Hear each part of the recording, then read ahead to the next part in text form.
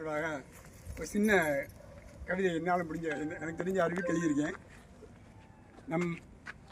நம் யானைமலை பசுமை இயக்கத்தின் பாதுகாவலரே, யானைமலை பசுமை இயக்கத்தின் பாதுகாவலரே, எங்களின் ஆசானே, தன்னவரே, உங்களின் பசுமை தொண்டு தொடர நல்வாழ்த்துக்கள்.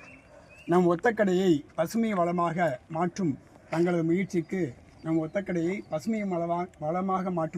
முயற்சிக்கு உறுதுணையாகவும் உந்துதலாகவும் வலம் வரும் உறுப்பினர்களுக்கு நல்வாழ்த்துகள்.